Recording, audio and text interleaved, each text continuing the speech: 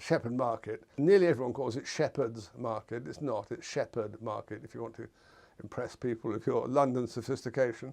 Shepherd Market. On the way we'll pass what was the American Mafia's London joint in the Wild West, 1960s days. I never went there, I never worked there, and I believe it's now a very posh car park where sort of expensive cars are kept under, you know, very tight security. Shepherd Market had its own small casino called the Penthouse Club, opened by an American called Bob Guccione, who was in London at the time.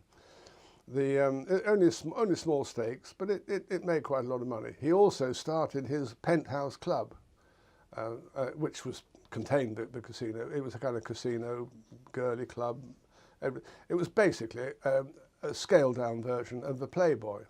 The main business plan behind the Penthouse, which was staffed by Penthouse pets instead of Playboy bunnies, but the same kind of thing.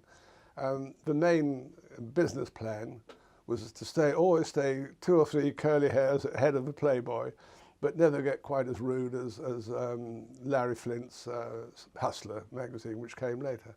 It was opened in quite early 60s, and then it was shut down in 1971 by the humorless new gaming board. I can't remember which law they broke, but they broke one of them, and they were shut down. Guccione had 2 more attempts at casinos, a huge one on an island off what was then Yugoslavia, which went skint before even taking a penny in, I think, cost him millions.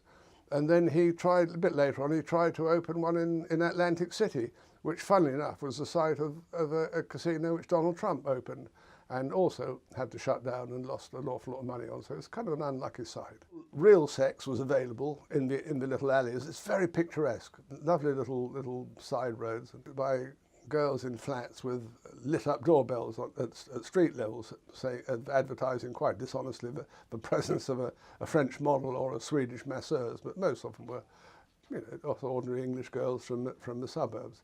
But don't knock them too much, don't get too moralistic. The Cray twins at one time were slowly, well, they were paying for someone to slowly murder in a very ingenious way somebody who I think owed them money. And one of the girls in a flat saw this happening outside her window, realised what was happening, telephoned the police anonymously, and saved this guy's life. The police came, took it. He was actually tied to a chimney, so he choked to death when it started spewing out smoke. It wasn't a domestic chimney, it was like a restaurant chimney. You know, there are tarts with hearts. They're not all terrible people.